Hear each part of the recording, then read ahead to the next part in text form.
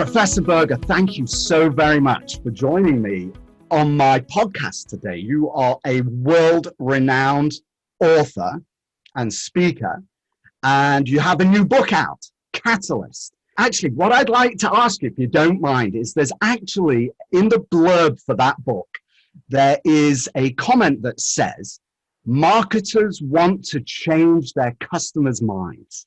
But my question to you actually, if I may, is do we want to change their minds? Or do we not just actually want them to think the way that we think? Do we not want to educate them to think the way we think? Is that something different, or is that the same thing?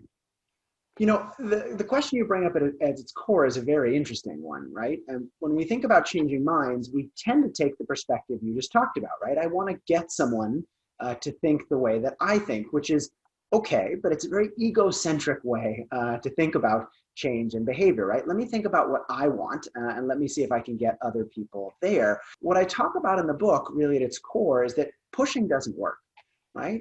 Whether we're pushing people to take our perspective, customer or client, and push them to take our perspective, whether we're pushing a boss or a colleague to see our point of view, or we're trying to get a family member to come around and take a particular action.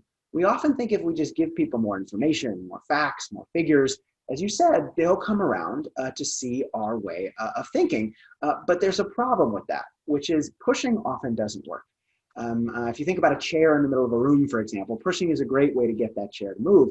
You push a chair in a particular direction, it goes. When you push people, though, they tend not to go. They tend to do the exact opposite of often what we want. And part of the reason why is because we're not understanding where they are at the moment, right? We're really coming after it from what we want, a very egocentric perspective, rather than thinking where they are at the moment. A good way to think about it is, great catalysts, great change agents don't say, well, what can I do to get someone to go where I want them to? Instead, they say, well, why hasn't that person done that already? What's stopping them? What's the barrier or obstacle that's in the way? And how can I mitigate or remove those barriers? And that's a subtle shift, but a really important one.